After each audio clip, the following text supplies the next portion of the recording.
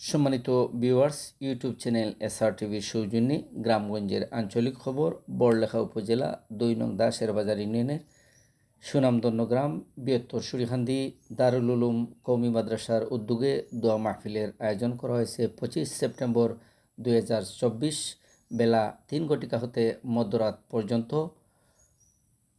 হজরত মৌলানা অলিউর রহমান সাহেব বর্ণবী রহমতুল্লাহ আলাইহি, হজরত মৌলানা মুফতি আফতাবুজ্জামান মুস্তাফি সাহেব ঢাকা, হজরত মৌলানা মুফতি আবুল হাসান জকিগঞ্জি সাহেব, হজরত মৌলানা মুফতি রুহুল আমিন সাহেব খতিব Barlekha.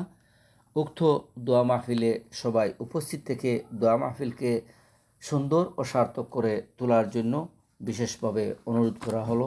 YouTube channel SR TV subscribe করবা, শেয়ার করবা। গ্রামগঞ্জের আঞ্চলিক খবর দেখার জন্য ইউটিউব চ্যানেল এসআর টিভির সঙ্গে থাকবা।